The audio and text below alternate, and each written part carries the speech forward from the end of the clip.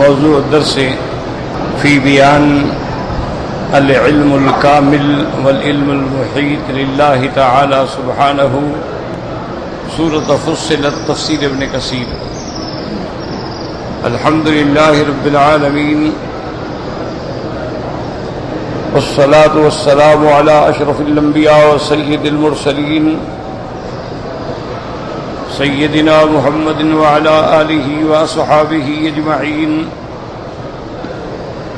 اللهم صل على سيدنا محمد وعلى آل سيدنا محمد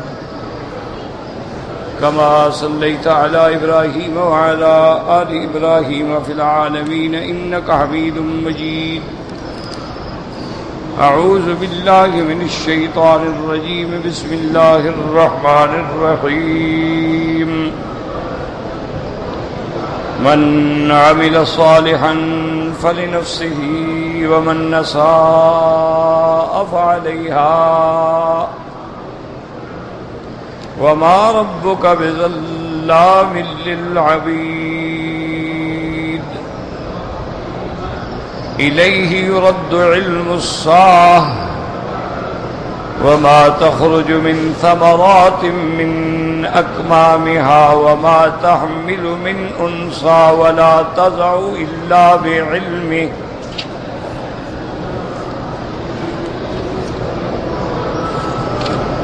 ويوم يناديهم أين شركائي قالوا آذناك ما منا من شهيد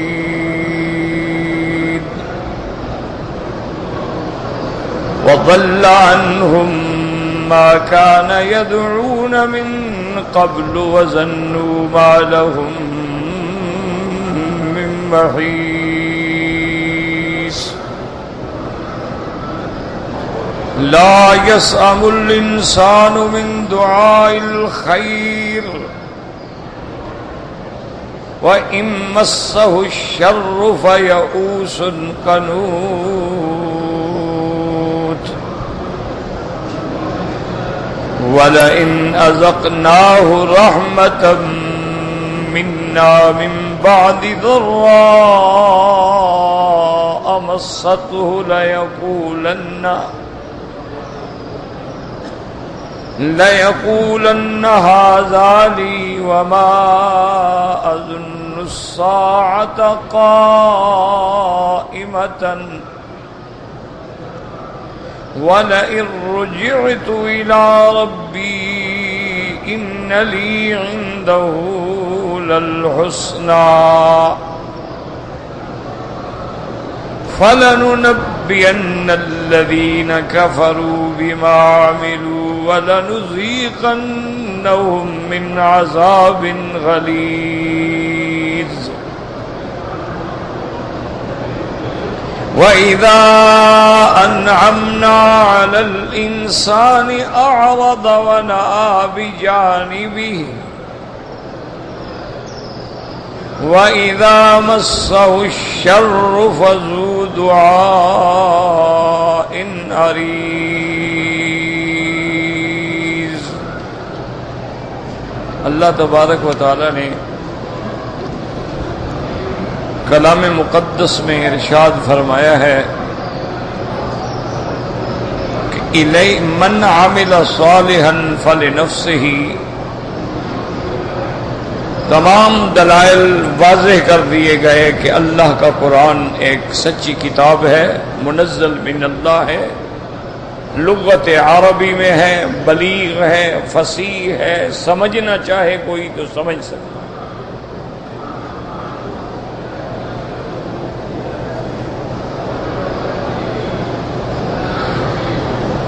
لیکن جو لوگ مکذبین ہیں، منکرین ہیں، وہ قرآن پر بھی ایمان نہیں لے آئے اور اللہ کے پیغمبر کی رسالت میں اور قیامت میں بھی شک میں پڑے ہوئے. اب اس مختصر آیت میں اللہ نے ایک فیصلہ فرما دیا کہ میرے محبوب آپ بتا دیں کہ جو شخص اچھا عمل کرے گا اس کے لیے آپ اگر اچھے عمل کر رہے ہیں تو اس کا مطلب یہ تو نہیں کہ مجھے مل جائیں گے. اس کا معنی یہ ہوتا ہے کہ کوئی اگر ایمان لائے گا تو ایمان کا فائدہ اسی کو ہوگا. اور من اساء، اور جس نے برا کیا، شرک کیا، بدعملی کی، تو اس کا وبال بھی اسی پہ ہوگا. وما ربک بظلام للعبید، تیرا رب جو ہے اپنے بندوں پہ ہرگز ظلم کرنے والا نہیں.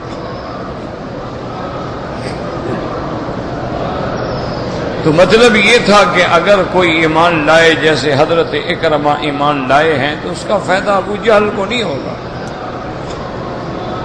اور ابو جہل کا کفر جو ہے اس کا نقصان حضرت اکرمہ کو نہیں ہوگا. ہاں ایک ہوتا ہے مومنوں کے اعمال کا فائدہ، وہ ایک دوسرے کو ہوتا ہے. بات سمجھیں؟ یعنی یہ مسئلہ ہے مومن اور کافر کے درمیان، کہ مومن کے عمل کا فائدہ کافر کو ہو یہ نہیں ہوگا، کافر کے کفر کا نقصان مومن کو ہو یہ نہیں ہوگا. البتہ مومن جو ہے وہ جو کام کرتے ہیں، اعمال صالحہ کرتے ہیں، حج بدل کرتے ہیں، کسی کے لیے عمرہ کرتے ہیں، کسی کے لیے دعائیں کرتے ہیں، کسی کے لیے قرآن پڑھتے ہیں، ان کو ثواب ہوتا. حتیٰ کہ احادیث مبارک میں یہ بات بھی موجود ہے کہ کوئی بندہ مثلا زندگی میں اپنے والدین کا نافرمان تھا، والدین فوت ہو گئے، اس کی نافرمانی کے دور میں ہی فوت ہو گئے. اب اگر وہ ان کی موت کے بعد ان کے لیے دعائیں کرے، ان کے لیے حج کرے، ان کے لیے عمرے کرے، ان کے لیے خیرات کرے، ان کے لیے صدقات جاریہ کرے، تو اس کی وجہ سے جب ان کے درجات بلند ہوتے ہیں تو اللہ اس کی یہ غلطیاں معاف کر دیتے ہیں، قیامت میں وہ بھی فرما برداروں میں شامل ہو جائے. تو مومن کو تو فائدہ ہوگا. اب ایمان والوں کے لیے انبیاء شفاعت فرمائیں گے تو فائدہ ہوگا، اولیاء اللہ شفاعت فرمائیں گے فائدہ ہوگا، اللہ کے قرآن حافظ قرآن شفاعت کریں گے فائدہ ہوگا. حتیٰ کہ صحیح حدیث میں آتا ہے کہ قیامت والے دن اللہ تبارک و تعالی حافظ کو حکم دیں گے کہ اپنے والدین کو میری دربار میں پیش کرو. پیش کرے گا تو اللہ حکم دیں گے ان کے والدین کے سر پہ جنت کے تاج رکھے جائیں. حضور نے فرمایا وہ تاج ایسے ہوں گے کہ ان کا ایک موتی بھی اگر آج اللہ ظاہر کر دے تو سورج بے نور ہو جائے. تو اب حافظ قرآن تو یہ ہے، لیکن والدین کو تاج مل رہے ہیں.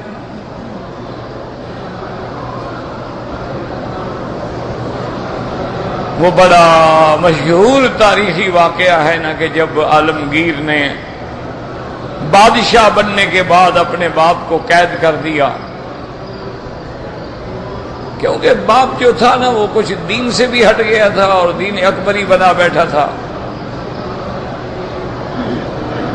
اور وہ کچھ اس قسم کی عیاشیوں میں اور کافروں میں اور ہندوؤں میں پڑ گیا تھا کہ ملک جانے کا بھی خطرہ ہو گیا تھا.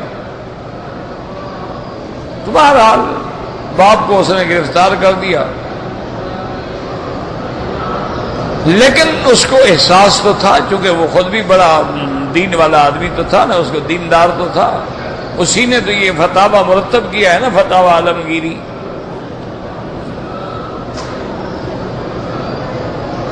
تو اس نے کہا بھی کوئی حل کیا جائے کہ کسی طرح میری عزت بھی رہ جائے، بھرم بھی رہ جائے اور باپ بھی راضی ہو جائے.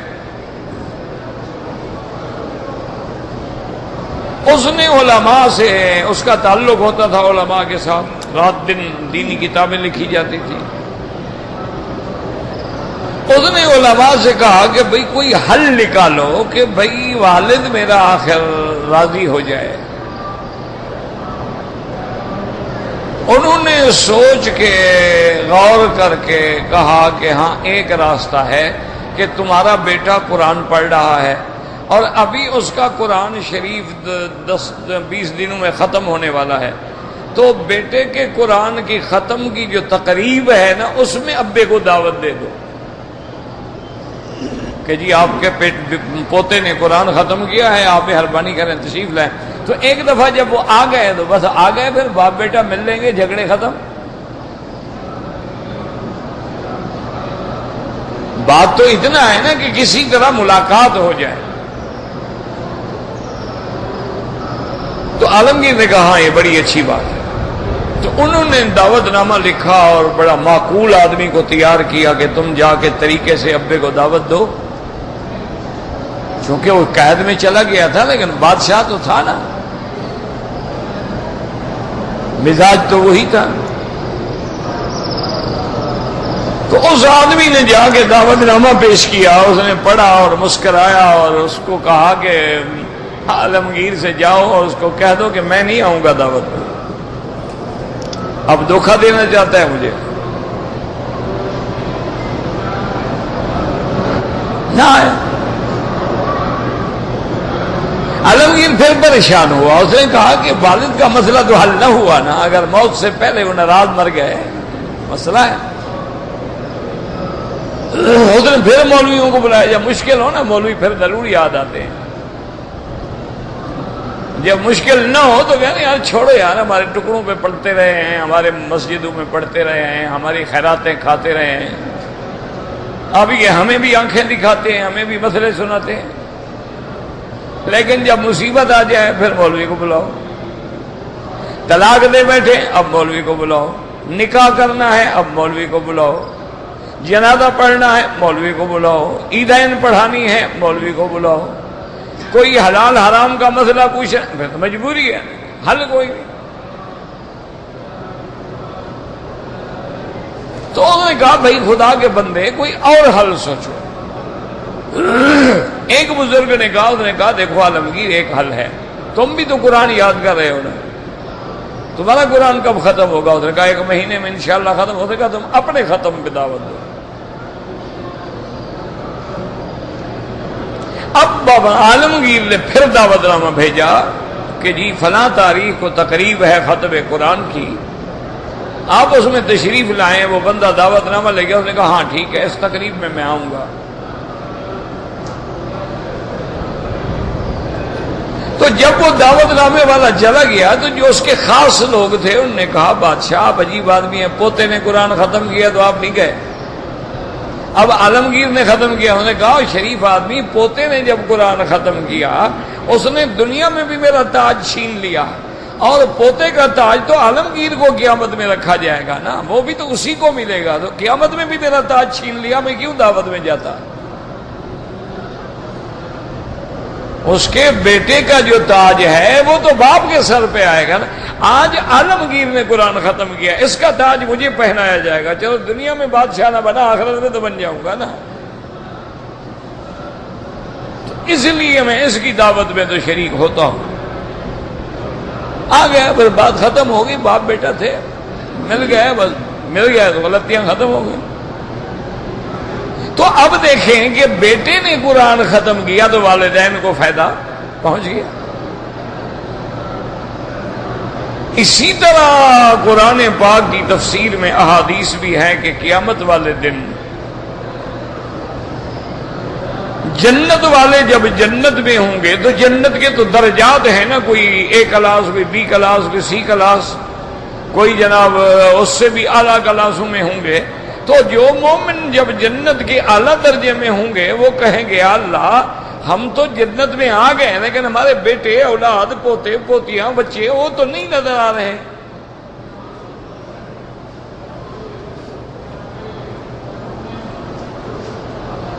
اللہ فرمائیں گے میرے بندے تمہاری اولاد بھی جنت میں ہے۔ انہوں نے کہا یا اللہ جنت میں تو ہے نا لیکن میرے ساتھ تو نہیں ہے نا۔ تو اللہ فرمائیں گے میرے بندے تمہارے اعمال اتنے اونچے ہیں، تم اس درجے کے حقدار ہو، تمہارے پاس فرسٹ کلاس کی ٹکٹ ہے، ان کے پاس تھرڈ کلاس کی ہے، تو تمہارے ساتھ کیسے بیٹھے؟ انہوں نے کہا اللہ میاں میں جو دنیا میں عمل کرتا تھا اولاد کے لیے بھی تو کرتا تھا، جب بھی نماز پڑھتا، طواف کرتا، حج کرتا، اولاد کے لیے بھی تو روتا تھا۔ تو اللہ نے قرآن میں فرمایا کہ الحقنا بہم ذریاتہم، ہم حکم دیں گے کہ ان کی اولادوں کو بھی والدین کے مقام پہ پہنچا دو. وما علتناہم من عملہم من شیء، یہ نہیں کریں گے کہ والدین کا درجہ گھٹا دیں. فرمایا نہ ان کا درجہ اونچا کر دیں گے کہ بھئی چلو والدین کی. تو اب والدین کی وجہ سے ان کو فائدہ ہو گیا. اسی طرح حضرت خضر نے جس بچے کو مارا تھا تو حضرت موسیٰ علیہ السلام ناراض ہو گئے. تو انہوں نے کہا حضرت ناراض نہ ہوں، یہ اللہ کا حکم تھا. یہ لڑکا جو ہے اس کے والدین جو ہیں وہ پکے ایمان والے ہیں، اس کی وجہ سے خطرہ تھا کہ وہ کفر میں نہ پڑ جائیں. تو اب والدین چونکہ ایمان والے تھے ان کے ایمان کو بچایا گیا. اس لیے یاد رکھیں مومن کا فائدہ تو ہوگا. ایمان والوں کی دوستی تو قیامت میں بھی چلے گی. اولیاء اللہ کی دوستیاں ہیں، صحابہ کی دوستیاں ہیں، ایمان والوں کی محبتیں وہ تو قیامت میں بھی ہوں گی. یہ جو آتا ہے نا جی کہ اس کا بوجھ وہ نہیں اٹھائے گا، اس کا بوجھ وہ نہیں اٹھائے گا، لا تزر وازرۃ وزر اخری، تو معنی یہ ہوتا ہے کہ کسی کافر کے کفر کا نقصان مسلمان کو ہو، یہ نہیں ہوگا. اور اگر بیٹا مسلمان ہے فائدہ کافر باپ کو ہو، یہ نہیں ہوگا. حضرت ابراہیم نبی ہے، خلیل ہے، ابو الانبیاء، لیکن باپ آدر جو ہے وہ کافر ہے، اس کو کوئی فائدہ نہیں. حتیٰ کہ حدیث میں آتا ہے قیامت والے دن میدان محشر میں سیدنا ابراہیم کھڑے ہوں گے، دیکھیں گے کہ آدر کو اس کے ابا کو فرشتے پکڑ کے بڑی توہین کے ساتھ جنت جہنم کی طرف لے جا رہے ہیں.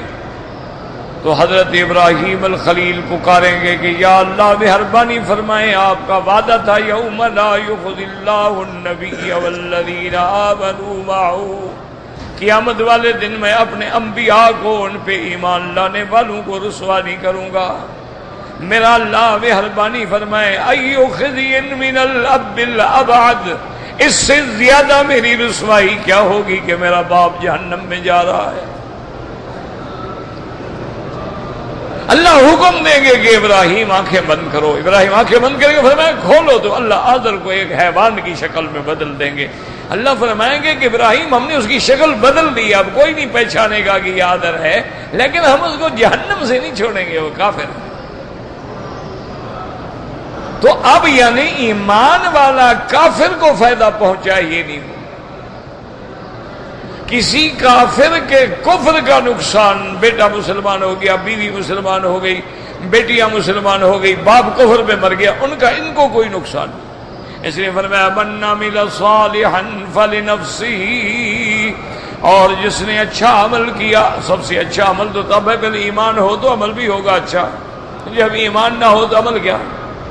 اسی لیے ہمیشہ ایمان کی شرط ہوتی ان الذین آمنوا وعملوا الصالحات،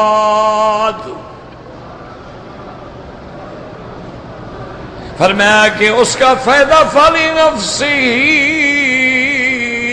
اس کی ذات کے لیے ہوگا. ومن اساء، جس نے برا کیا اس کا عذاب بھی اسی پہ ہوگا. وما ربک بالظلام للعبید، یاد رکھیں ظلام جو ہے یہ مبالغے کا صیغہ ہے. بظاہر مانے کہ اللہ بہت بڑا ظلم نہیں کرتے، مانے یہ مانا نہیں اللہ تو ذرے کے برابر بھی ظلم نہیں کرتے. کیوں؟ فرمایا انی حرمت الظلم علی نفسی، اللہ فرماتے ہیں میں نے ظلم کو اپنے نفس پہ حرام کر دیا ہے. اسی طرح فرماتے ہیں ان اللہ لا یظلم مثقال ذرۃ، اللہ کسی بندے پہ ذرے کے برابر بھی ظلم نہیں کرتے ہیں. اس لیے جب جہنمیوں کو جہنم میں بھیجیں گے اللہ فرمائیں گے وما ظلمناہم،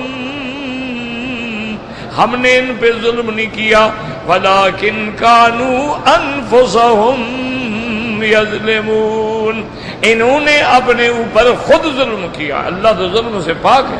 تو یہاں مبالغے کا صیغہ ہوتا ہے، معنی یہ ہوتا ہے کہ ذرے کے برابر، جیسے مبالغہ بڑائی میں ہے اسی طرح نقصان میں بھی ہوتا ہے. یعنی جیسے آپ کہتے ہیں جی انتہائی بڑا، انتہائی کم، اس لیے آتا ہے مبالغہ، وما ربک بظلام للعبید۔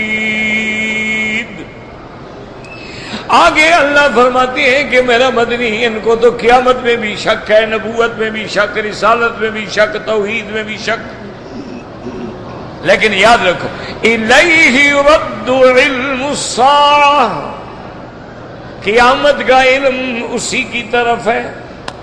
کیا مانا؟ کوئی نہیں جانتا قیامت کب ہوگی۔ یسألونک عن الساعہ، میرا مدنی آپ سے پوچھتے ہیں قیامت کب ہوگی؟ قل انما علمها عند اللہ، کہہ دو اللہ کو پتا۔ یسألونک عن الساعۃ ایان مرساها فیما انت من ذکراها الی ربک منتہاها، جیسے قرآن سورۃ ذاریات میں آتا ہے یسألون ایان یوم الدین، کافر سوال کرتے ہیں وہ قیامت کا دن کب ہوگا، وہ جزا کا دن کب ہوگا۔ اللہ نے فرمایا میرا مدنی ان کو بتلا دو، یوم ہم علی النار یفتنون، وہ دن اس دن ہوگا جب یہ آگ کے اوپر عذاب دیے جائیں گے۔ اس لیے یاد رکھیں قیامت کا علم کسی کو نہیں ہے اللہ کے سوا، قیامت برحق ہے، قیامت آئے گی لیکن کب یہ کوئی نہیں جانتا۔ اس لیے میرے مدنی رحمت دو عالم، سرکار دو عالم، محبوب دو عالم صلی اللہ علیہ وسلم نے فرمایا خمس لا یعلمہن، 5 چیزیں ہیں جن کا علم کسی کو نہیں، لا یعلمہن الا اللہ۔ اس کے بعد آپ نے یہ قرآن کی آیت پڑھی ان اللہ عنده علم الساعۃ وینزل الغیث ویعلم ما فی الارحام وما تدری نفس ماذا تکسب غدا وما تدری نفس بأی ارض تموت۔ اللہ فرماتی ہیں یہ 5 چیزیں، قیامت کا علم اسی کو ہے، اور بارش کا علم اسی کو ہے، اور ارحام امہات میں جو کچھ ہے اس کا علم اسی کو ہے، اور کوئی بندہ نہیں جانتا کل کیا ہوگا، کوئی نہیں جانتا کہ میری موت کہاں ہوگی، یہ کسی کو بھی علم، نہ کسی فرشتے کو نہ نبی کو اللہ نے کسی کو علم دیا ہی نہیں۔ یاد رکھیں کہ آج کل جو معاندین ہیں اور اعدائے دین ہیں اور اعدائے اسلام ہیں وہ بہانے بناتے ہیں۔ دیکھو جی قرآن کہتا ہے کسی کو علم نہیں ہوتا بارش کا، ہم بتا دیتے ہیں کہ 2 دن کے بعد بارش ہوگی، تو ہمیں بھی علم ہے، ہم نے بتا نہیں دیا کہ فلاں علاقوں میں موسمیات کا محکمے نے پیشین گوئی کی ہے کہ موسلا دھار بارش ہوگی، فلاں علاقے میں گرج چمک کے ساتھ بارش ہوگی، فلاں علاقے میں یالہ باری ہوگی۔ دیکھو ہم بتا رہے ہیں، تو یاد رکھو یہ جہالت ہے، یہ دھوکے والی بات۔ پہلی بات تو یہ ہے کہ اللہ کی خبر یقینی ہوتی ہے اور ان کی خبر جو ہے ظنی ہوتی ہے، گمان ہے، ہو جائے نہ ہو۔ کبھی خبر دیتے ہیں نہیں ہوتی، کبھی خبر دیتے ہیں کہ جناب بڑا طوفانی ہوائیں چلیں گی، نہیں چلتے، تو یہ خبر تو یقینی نہ ہوئی۔ علم یقین جو ہے کہ جس میں کوئی ذرے کے برابر شبہ نہ ہو وہ اللہ کی ذات ہو۔ اچھا دوسری بات یہ ہے کہ یہ بتا دیں گے پانی گرے گا، پیمائش کریں گے 2 انچ بارش ہوئی، یہ بتا سکتے ہیں کتنے قطرے گرے؟ دنیا کا کوئی کمپیوٹر بھی نہیں بتا سکتا۔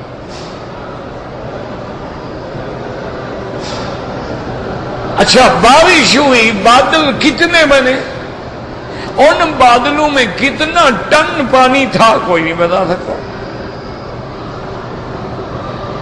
اچھا بارش اترنے کے بعد فائدہ ہوگا یا نقصان ہوگا یہ بھی کوئی نہیں بتا سکتا. اسی لیے حدیث میں آتا ہے بی بی عائشہ فرماتی ہے کہ جب بادل آتے تھے حضور گھبرا جاتے، ادبلا اکبلا و ادبرا اکبلا و ادبرا، گھر جاتے باہر آتے، گھر جاتے باہر آتے. جب بارش برس جاتی تو پھر حضور خوش ہو جاتے. میں نے کہا حضور آپ گھبراتے ہیں؟ آپ نے فرمایا پہلی امتوں میں بھی عذاب آئے، انہوں نے بھی بادل دیکھے تھے تو کہا تھا کہ ہاں یہ بڑا بہترین بادل آ رہا ہے، مدتوں سے بارش ہی نہیں ہوئی، اب بارش آئے گی، اس میں عذاب تھا.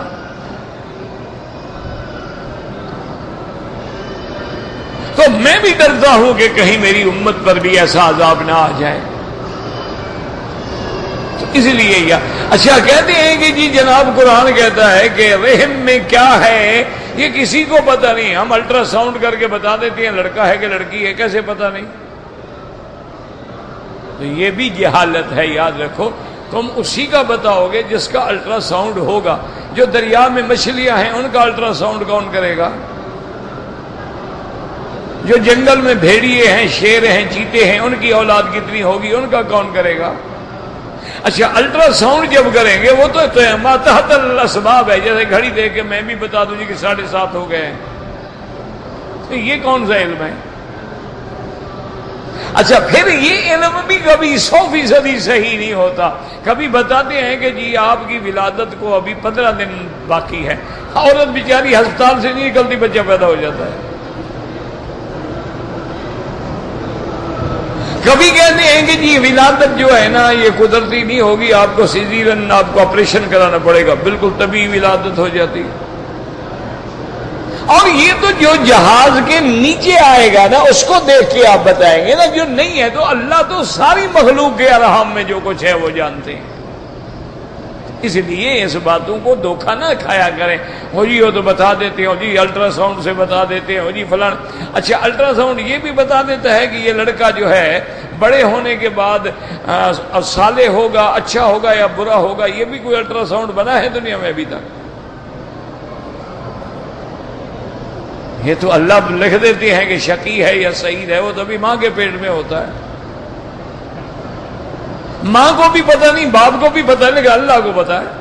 اچھا اللہ یہ بھی لکھ دیتے ہیں اس کو کتنا رزق ہے، یہ امیر ہوگا یا غریب ہوگا، مرے گا کب، موت کب ہوگی، عمر کیا ہوگی، وہ تو ابھی ماں کے پیٹ میں سب لکھا گیا ہے. یہ کون سا الٹرا ساؤنڈ بتائے گا؟ اسی لیے ہمیشہ یاد رکھیں کہ فرق باطلہ اور کافر جو ہیں وہ مسلمانوں کو بلا وجہ دھوکہ دیتے ہیں. اور آگے بندے کو علم نہیں ہوتا، وہ گھبرا جاتا ہے کہ ہاں دیکھو جی وہ بارش کا بتلا دیا، وہ جناب الٹرا ساؤنڈ کر کے بچے کا بتلا دیا. یہ تو مفرد چیزیں ہیں، انفرادی چیزیں ہیں. اس لیے یاد رکھیں کہ قیامت حق ہے لیکن کب ہوگی کوئی نہیں جانتا. اسی لیے قرآن کہتا ہے الیہ یرد علم الساعہ، اسی کی طرف ہے علم قیامت. اور فرمایا صرف قیامت کا علم نہیں بلکہ اس کا علم جو ہے وہ اتنا بڑا ہے. وما تخرج من ثمرات من اکمامها، اکمام کہتے ہیں غلاف، جو پھلوں کے اوپر غلاف ہو جاتا ہے، یا گندم کے دانے کے اوپر غلاف ہو جاتا ہے، باجری کے دانے کے اوپر غلاف ہو جاتا ہے. اللہ کا نظام دیکھیں، بعض دانے چھپے ہوئے ہیں، بعض پھل چھپے ہوئے ہیں، اور بعض پھل جو ہیں وہ ظاہر ہوتے ہیں. اسی لیے اللہ کا نظام. اب دیکھیں انار ہے، اس کے دانے اندر چھپے ہوئے ہیں، کھجور جو ہے وہ باہر لگے ہوئے ہیں. اور بعض پھل اللہ نے ایسے بنائے ہیں کہ اوپر کا حصہ کھایا جاتا ہے، گٹھلی پھینکی جاتی ہے. اور بعض پھل ایسے ہیں کہ اوپر کا چھلکا کاٹا جاتا ہے اور اندر کا گودا کھایا جاتا ہے. اللہ نے فرمایا جو پھل اپنے غلاف میں ان کو بھی ہم جانتے ہیں. وما يخرج من ثمرات من اكمامها وما تحمل من انثى اور کوئی عورت جب حاملہ ہوتی ہے ہم جانتے ہیں فلا تضع الا بعلمہ، اور جب وہ وضع حمل ہوتا ہے وہ بھی اللہ کے علم میں ہوتا ہے۔ اب دیکھیں دنیا میں کروڑوں عورتیں ہیں، لاکھوں حاملہ ہوتی ہیں، تم تو ڈاکٹر کے پاس جاؤ گے، وہ ٹیسٹ کریں گے، تحلیل کریں گے، بتائیں گے حمل ہے، لیکن اللہ تعالیٰ تو سب جانتے ہیں، کسی تحلیل کی بھی ضرورت نہیں۔ اور کب وضع حمل ہوگی، بچہ صحیح ہوگا یا مردہ ہوگا، 9 مہینے پورا ہوگا یا 6 ماہ کا ہوگا یا 7 ماہ کا ہوگا، اسقاط ہوگا یا صحیح ہوگا، شقی ہوگا، سعید ہوگا۔ اس لیے فرمائے سب علم اللہ کو ہے۔ وَيَوْمَ يُنَادِيهِمْ أَيْنَ شُرَكَائِي، اور قیامت والے دن اللہ تبارک و تعالیٰ فرمائیں گے، بلائیں گے، اے مشرکو، اے کافرو، غیر اللہ کی پوجا کرنے والو، غیر اللہ کو حاجت روا مشکل کشا سمجھنے والو، جو تم نے میرے شریک بنا رکھے تھے وہ کدھر ہیں؟ بلاؤ ان کو، تمہیں چھڑائیں۔ وہ جو تم نے شریک بنائے تھے کدھر گئے؟ وہ ساری زندگی جو چوریاں کھاتے رہے، خون دینے والے تو ہے نہیں نا، چوری والے بجنو آج کدھر چلے گئے؟ بلاؤ ان کو۔ وَيَوْمَ يُنَادِيهِمْ أَيْنَ شُرَكَائِي، اب پتہ ہے کافر کیا کہیں گے؟ قَالُوا آذَنَّاكَ مَا مِنَّا مِن شَهِيدٍ، وہ کہیں گے مولا ہم نے تو آپ کو بتلا دیا ہے کہ ہم نے ان کی عبادت نہیں کی، ان کو کبھی تیرا شریک نہیں سمجھا ہے۔ پھر جائیں گے نا قیامت میں، یا اللہ ہم نے تو شرک کیا ہی نہیں، ہم تو بڑے موحد تھے پکے۔ اچھا، بعض علماء نے اس کا دوسرا ترجمہ ہے، قالوا آذناک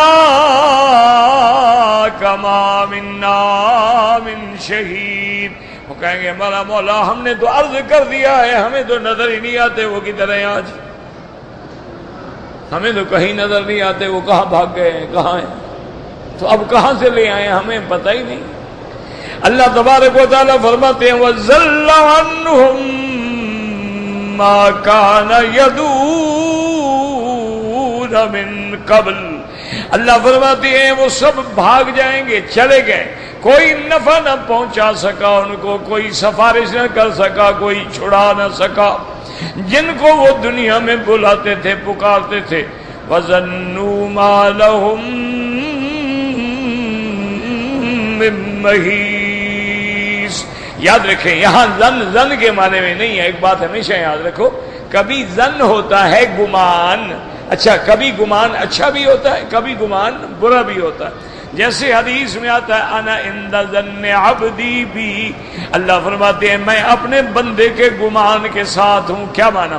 جو میرے ساتھ اچھا گمان رکھتا ہے میں بھی اچھا معاملہ کرتا ہوں، اور جو میرے ساتھ غلط گمان رکھتا ہے میں بھی سزا دیتا ہوں، وہاں بھی ظن ہے۔ اچھا کبھی ظن جو ہے منع ہوتا ہے، بلا وجہ کسی کے بارے میں برا گمان کرنا، ان بعض الظن اسم، اللہ فرماتے ہیں بعض گمان جو ہے وہ گناہ ہوتے ہیں، ایسے فلانا ایسا ہے، فلانا ایسا، ایسے بیٹھے بیٹھے گمان کر رہا ہے، یہ جو ہے یہ ظن، اس کو کہتے ہیں ظن سوء۔ اسی لیے جیسے قرآن دوسری جگہ کہتے ہیں وَلَٰكِنْ ظَنَنْتُمْ أَنَّ اللَّهَ لَا يَعْلَمُ كَثِيرًا مِّمَّا تَعْمَلُونَ، اللہ فرماتے ہیں لیکن تم لوگوں نے یہ گمان کیا تھا کہ جو کچھ ہم کر رہے ہیں اللہ کو پتہ نہیں ہے۔ ذَلِكُمْ ظَنُّكُمُ الَّذِي ظَنَنْتُمْ بِرَبِّكُمْ أَرْدَاكُمْ فَأَصْبَحْتُمْ مِنَ الْخَاسِرِينَ، اللہ فرمایا کہ بدبختو یہی تمہارا غلط گمان تھا اپنے رب کے بارے میں جس نے تم کو تباہ کر ڈالا۔ لیکن کبھی ظن یقین کے معنی میں بھی ہوتا ہے، لفظ ظن ہوتا ہے لیکن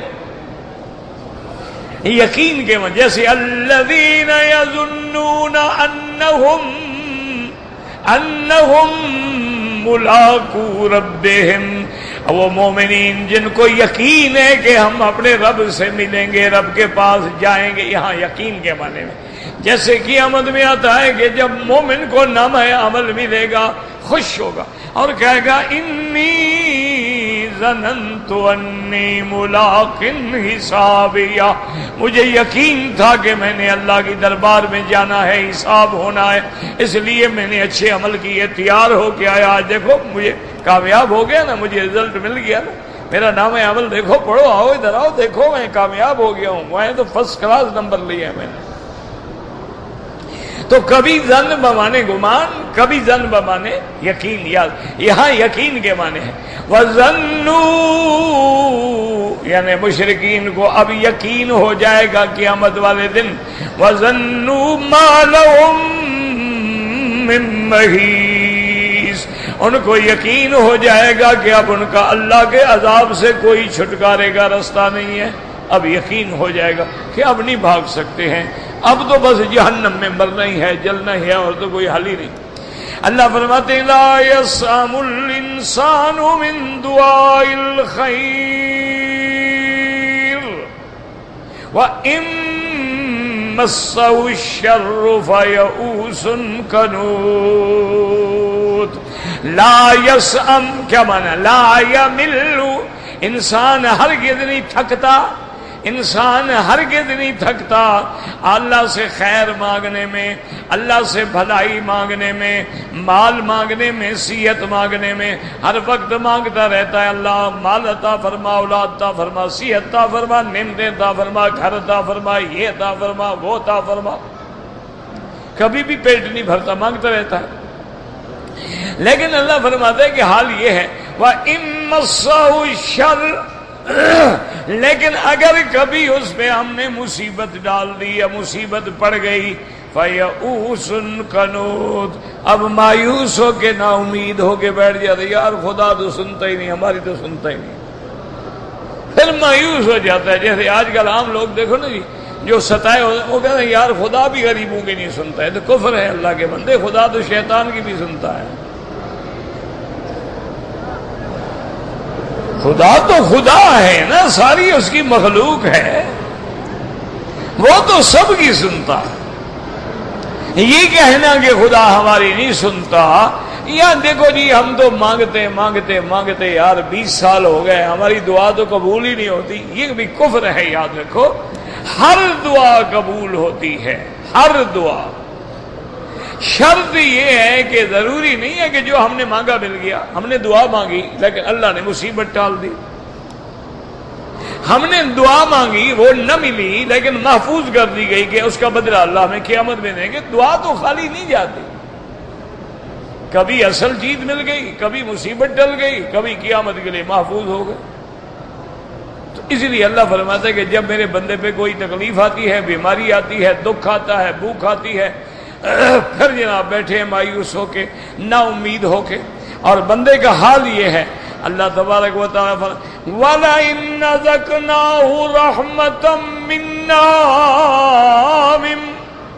مِنْ بَعْدِ ضَرَّاءٍ مَسَّتْهُ لَيَقُولَنَّ هَذَا لِي، اگر ہم اپنے بندے کو اس کی تکلیف کے بعد رحمت فرما دیں، مہربانی فرما دیں، اس کی تکلیف دور کر دیں، فقر دور کر دیں، کہتے ہیں یہ تو ہونا تھا یار، یہ جو نفع ہو گیا ہے اس میں اللہ کا کیا ہے، میں نے محنت کی ہے، میں نے بڑا اچھا بزنس کیا، تمہیں پتہ نہیں، تم نے اچھا نہیں کیا، تو یہ تو ہونا تھا مجھے ساتھ، یہ تو مجھے ملنا تھا۔ وَمَا ظُنُّ السَّاعَةَ قَائِمَةً، پھر کہتے ہیں یار مجھے تو خیال ہے قیامت ہوگی نہیں، بس ہمیں ڈرانے کے لیے مولوی نے بنایا ہوا ہے قیامت ہوگی، قبر ہوگی، قیامت ہوگی، کچھ بھی نہیں ہوگا، کوئی قیامت شیامت نہیں ہے۔ وَلَئِن رُجِعْتُ إِلَىٰ رَبِّي إِنَّ لِي عِندَهُ لَلْحُسْنَىٰ، اگر مان لوں کہ قیامت ہوگی، اس کی طرف لوٹیں گے تو وہاں بھی مجھے سب سے اچھی نعمتیں ملیں گی۔ کیوں؟ میں دیکھو نا دنیا میں میں اچھا ہوں تو اللہ نے مجھے دی ہے نا، تو یہاں دی ہے وہاں بھی دے گا، یہاں جن کو نہیں ملی وہاں بھی نہیں ملیں گی، پھر اپنے خیال کرتا ہے۔ فَلَنُنَبِّئَنَّ الَّذِينَ كَفَرُوا بِمَا عَمِلُوا وَلَنُذِيقَنَّهُم مِّن من عذاب غلیظ۔ اللہ نے فرمایا ہم خبردار کرتے ہیں جو کافر ہیں اور جو کچھ کر رہے ہیں، ہم ان کو بڑا سخت گاڑھا عذاب چکھائیں گے۔ وَإِذَا أَنْعَمْنَا عَلَى الْإِنسَانِ أَعْرَضَ وَنَأَىٰ بِجَانِبِهِ۔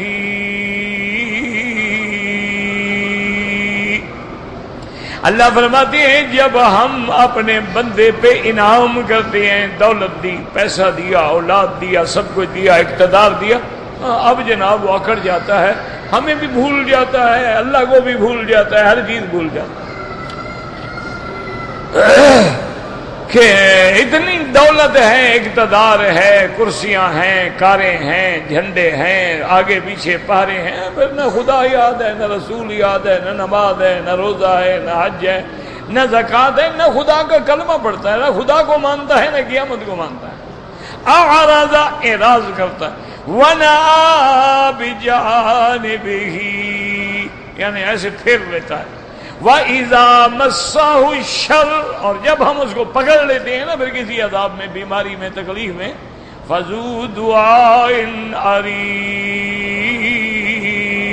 پھر بڑی چوڑی چوڑی دعائیں کرتا ہے۔ یاد رکھو عریض مانا چوڑا، عرض مانا یہ جب چیز کوئی اتنی بڑی چوڑی ہوگی تو لمبی کتنی ہوگی، تو مانا یہ ہے کہ پھر بڑی چوڑی چوڑی یعنی بڑی لمبی لمبی، پھر رات دن لگا اللہ رحم اللہ رحم اللہ رحم، جب انعام ملتا ہے بھول جاتا ہے، اور جب پکڑ لیتے ہیں پھر بڑی بڑی پکارتا ہے، پھر بڑی بڑی دعائیں کرتا ہے۔ حالانکہ بندے کا کام تو یہ تھا کہ جیسے دکھ میں پکارتا ہے سکھ میں بھی اللہ کا شکر ادا کرے، ہر حال میں اللہ کی نعمتوں پہ راضی ہو، اللہ کے حقوق ادا کرے، بندوں کے حقوق ادا کرے، غریبوں کے حقوق ادا کرے، ہمسایوں کے حقوق ادا کرے، اور مظلومین جو لوگ ہیں ان کی حقوق ادا کرے۔ تو اللہ تبارک و تعالی نے ایک نقشہ کھینچا ہے۔ دعا کریں اللہم اجعلنا من الشاکرین، اللہم اجعلنا من المؤمنین، ولا تجعلنا من الغافلین المعرضین برحمتک یا ارحم الراحمین۔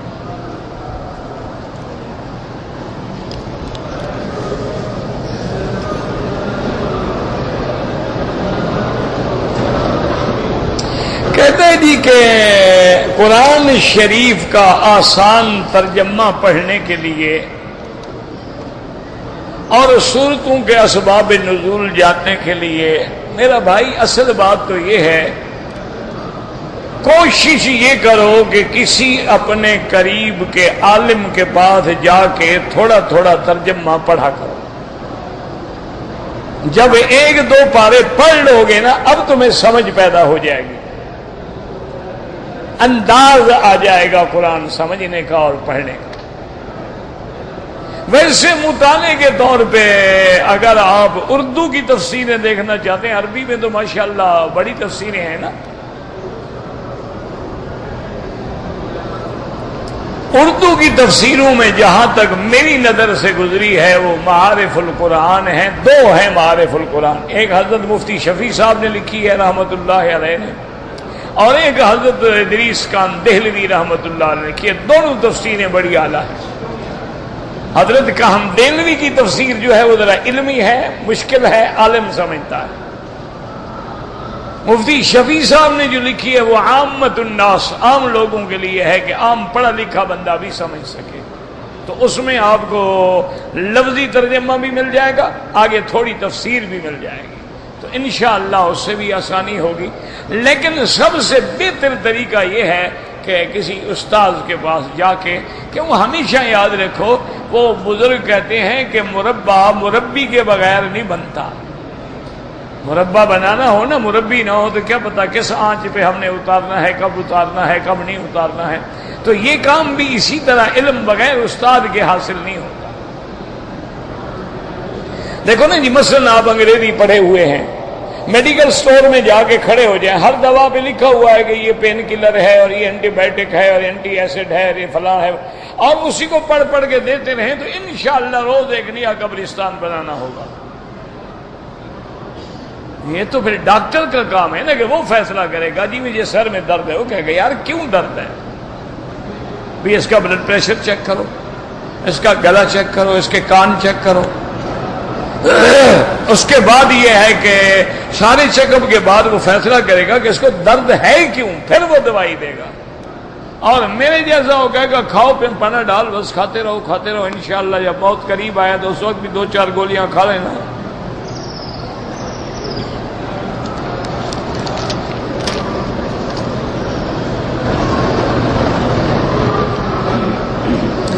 کہتے جی کہ اگر، ہاں یہ بالکل صحیح حدیث ہے کہ اگر طعام موجود ہے اور نماز بھی پڑھنی ہے تو پہلے کھانا کھا لو، کیونکہ تم نماز میں کھڑے ہو اور فکر کھانے کا ہے، اس میں بہتر ہے کہ کھانا کھا رہے اور فکر نماز کا۔ اسی طرح اگر تمہیں پیشاب یا پخانے کا زور ہو رہا ہے، پکڑ کے کھڑے ہوئے تو تمہاری نماز تو پیشاب ہو گئی، نعوذ باللہ، تو وہ بھی منع ہے۔ جاؤ اپنا فارغ ہو کے آ کے پھر آرام سے پڑھو، ہاتھ باندھے کھڑا ہے تو فکر تمہارا پیشاب میں ہے، نماز کیا پڑھ رہے ہو؟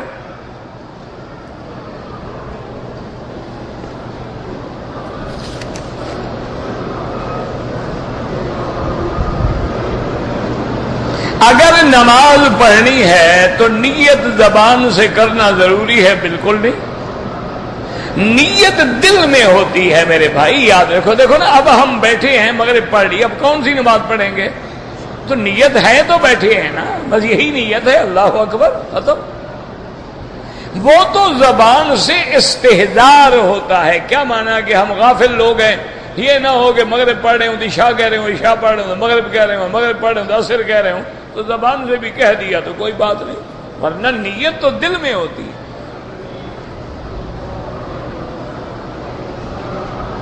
امام کے پیچھے ہے یا اکیلا ہے، نیت ہمیشہ دل میں ہوتی ہے۔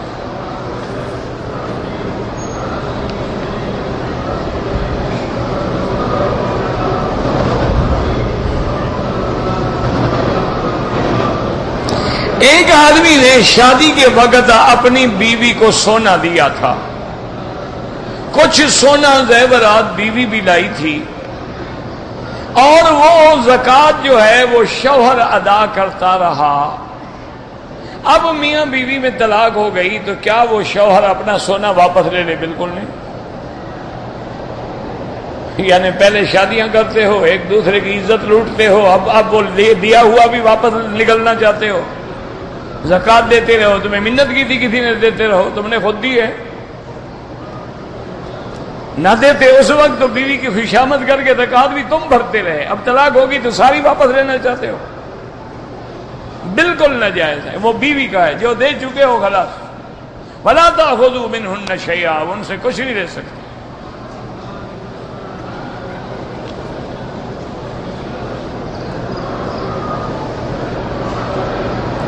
کہتے ہیں جی کہ ایک تقریر میں ڈاکٹر صاحب نے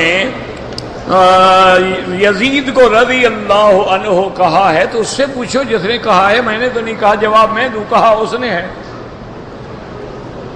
نا۔ جو آدمی غلطی کرے یا کچھ کرے، میں ٹھیکیدار ہوں ان کا۔ وہ ڈاکٹر صاحب زندہ ہے، مر تو نہیں گیا، ٹیلی فون کر کے سوال پوچھو۔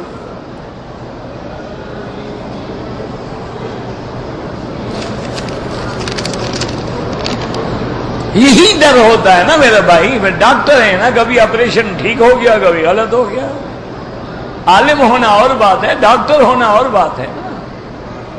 یہ تو ڈاکٹر ہیں نا بیچارے، ان کا کیا گناہ ہے؟ آج کل تو پی ایچ ڈی کر لو بس ڈاکٹر کا لقب مل گیا، سب ڈاکٹر ہو گئے ماشاءاللہ۔ اچھا، جیسے اب انہوں نے، انگریز بڑا ظالم ہے نا، اس نے ہمارے بدن کو بھی تقسیم کر دیا ہے کہ یہ برین کا ڈاکٹر ہے، یہ ای این ٹی ڈاکٹر ہے، یہ معدے کا ڈاکٹر ہے، یہ گردے کا ڈاکٹر، اسی طرح دین کو بھی تقسیم کر دیا ہے۔ یہ حدیث کا ڈاکٹر ہے، اس کو قرآن نہیں آتا، یہ قرآن کا ڈاکٹر ہے، حدیث نہیں آتی ماشاءاللہ۔ اور اکثر ایسے ہیں جن کو دونوں نہیں آتی، ویسے ڈاکٹر ہیں ماشاءاللہ۔ اب ہم کیا کریں آخر؟ یہ تو نہیں نا کہ ہر ڈاکٹر کی غلطی کے ہم ٹھیکیدار، ان سے پوچھو، ماشاءاللہ زندہ موجود ہیں، سلامت ہیں، ٹیلی فون ہیں، چینل ہیں، ٹی وی ہے، میڈیا ہے، سوال کر سکتے ہیں آپ۔ کوئی بزرگ کہے کہ میں نے اللہ کو خواب میں دیکھا ہے تو خواب خواب ہوتا ہے. حضور نے فرمایا میں نے بھی خواب میں اللہ کو دیکھا. رأیت ربی بأحسن صورت. تو علماء بھی انبیاء کے وارث ہوتے ہیں. پھر خواب تو خواب ہے نا, کیا ہو جاتا ہے ایسے؟ حضرت خضر کی ملاقات ہوئی تھی حضور سے, میں تو موجود نہیں تھا, جو مولوی موجود ہو اس سے پوچھو. قرآن حدیث میں تو نہیں ہے کہ ملاقات ہوئی, چونکہ حدیث میں آتا ہے حضور نے فرمایا رحم اللہ اخی موسیٰ, اللہ میرے بھائی موسیٰ پہ رحم فرمائے, اگر صبر کر لیتے تو خضر کے ساتھ رہنے میں اور بھی راز کھلتے, اور بھی علم باہر آتا, لیکن موسیٰ علیہ السلام صبر نہ کر سکے تو مانے ملاقات نہیں ہوئی. ملاقات ہوتی تو حضور بھی پوچھ لیتے اور چیزیں.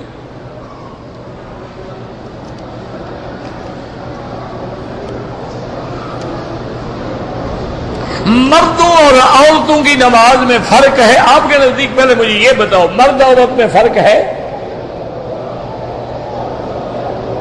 اگر آپ کے نزدیک مرد عورت میں کوئی فرق نہیں, 1 سال بیٹا مردہ جنتا ہے, 1 سال عورت جنتی ہے, 1 مہینے میں حیض مرد کو آتا ہے, دوسرے مہینے میں عورت کو آتا ہے, پھر تو ٹھیک ہے, پھر نماز میں بھی کوئی فرق نہیں. اور اگر عورت اور مرد میں فرق ہے تو نماز میں ایک جگہ نہیں کروڑوں جگہ فرق ہے. مرد امام بنتا ہے, عورت امام نہیں بنتی. مرد مؤذن بنتا ہے, عورت مؤذن نہیں بنتی. مرد کے لیے اول صف افضل ہے, عورت کے لیے آخر صف افضل ہے. مرد کے لیے مسجد افضل ہے, عورت کے لیے گھر افضل ہے. تو ایک فرق ہے.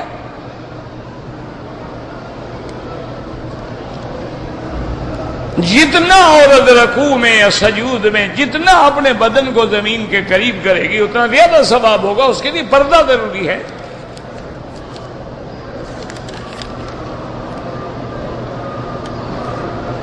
فرشتوں کو انسان دیکھ سکتے ہیں؟ نہیں دیکھ سکتے. صرف حضرت جبریل کو حضور پاک نے دیکھا اور کسی نبی نے بھی نہیں دیکھا. نہ تمہیں کیا چکر پڑ گیا فرشتے دیکھنے کا؟ ایک آدمی میرے پاس آیا, پرانی بات ہے, حج کے بعد تقریر کے بعد میں انسان ہے نا, تقریر کے بعد تھک جاتا ہے, ٹوٹ جاتا ہے, تو میں تھکا ہوا جا بیٹھا ہوا آ گیا, حضرت شیطان کی شکل کیا ہے؟ اچھا میں تھکا ہوا, میں نے کہا بھائی میں نے نہیں دیکھا. حضرت نہیں مہربانی کریں نا, شیطان کی کیا؟ میں نے کہا مجھے تو تمہاری شکل کا نظر آتا تھا. پھر یہ چھوٹی بھاگ گیا. میں نے کہا کوئی علاج ہے؟ میں نے شیطان دیکھا ہے تمہیں بتاؤں. یہ فرشتوں کو دیکھنے کے لیے چلا. حضور پاک بے ہوش ہو گئے, تم فرشتے کو دیکھو گے؟ جب جبریل اپنی اصلی صورت میں آیا, اغمی علی رسول اللہ, حضور بے ہوش ہو کے زمین پہ گر گئے. جبریل جلدی سے شکل بدلی اور نیچے آئے اور نے کہا انت رسول اللہ وانا جبرائیل یا رسول اللہ, آپ اللہ کے نبی, ہمیں جبریل ہوں. آپ نے فرمایا جبریل کا صد الافق, یہ سارے تمہارے پر تھے؟ اس نے کہا حضور میرے تو 600 پر ہیں, اللہ کے فرشتے تو 5-5 ہزار پروں والے بھی ہیں. یہ فرشتے کو دیکھنے چلا ہوا ہے. ماشاءاللہ ہمیں آپ کافی ہیں حضرت, فرشتوں کی ضرورت نہیں ہے.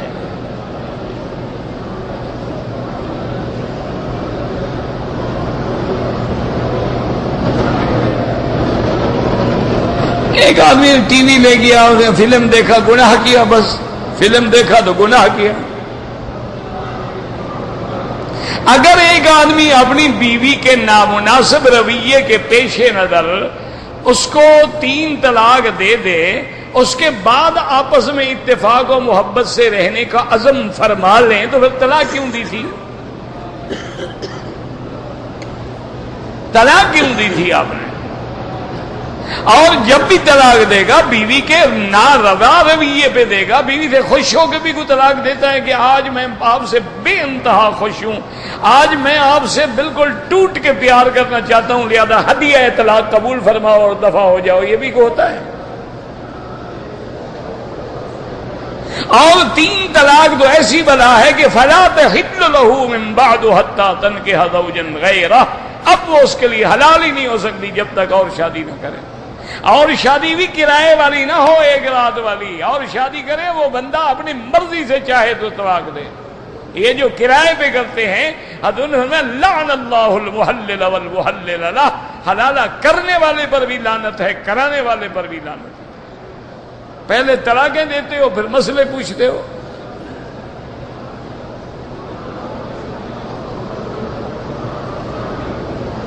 عصر اور مغرب کے درمیان میں افضل یہی ہے کہ کوئی نماز نہ ہو، بعد میں ہو۔ صرف حنابلہ رحمہم اللہ کے نزدیک حرم میں جائز ہے، ہر جگہ پر یا رسول اللہ کہنا بالکل جائز نہیں ہے، نہ مدینے میں نہ مکے میں، صرف جب سامنے جائیں تو کہہ سکتے ہیں۔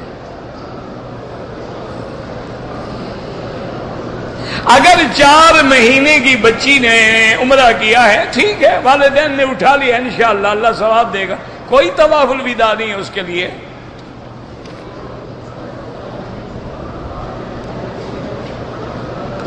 اگر تیسرے عمرے میں بال نہیں تھے، گردن کے پچھلے حصے میں اور دونوں کانوں کے بیچ میں اس طرح پھروایا ہے، بال ہوں یا نہ ہوں اس طرح پھروانا ضروری ہے۔ اگر اس طرح تم نے پھرایا ہے اور چوتھا حصہ تقریباً سر کا اس طرح پھر گیا ٹھیک ہے، نہیں تو دم ہے۔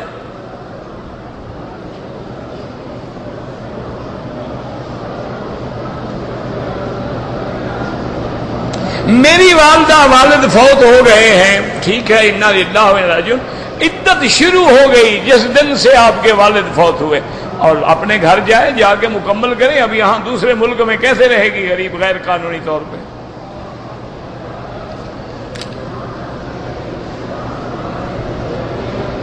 اگر ہم نے اپنا فلیٹ لیا ہے، کرائے پر لیا ہے، تو جو کرایہ آئے گا اس پہ زکوٰۃ ہے، فلیٹ کی قیمت پہ زکوٰۃ نہیں ہے۔ سال میں آپ کی جو آمدنی ہے خرچے کے بعد جو خالص نفع ہے اس پہ 2.5%۔ اگر مکے میں رہتے ہوئے طواف افضل ہے، لیکن کوئی عمرہ کرنا چاہے نفلی عبادت ہے۔ دوسرا عمرہ مدینے سے بھی بالکل کریں، اگر پھر کرنا ہے مسجد عائشہ ہے، جیرانہ ہے، جہاں سے مرضی آئے کریں۔ نمازی کے آگے نہ گزریں، مجبوری ہو تو سجدے کی جگہ سے دور ہو کے گزریں۔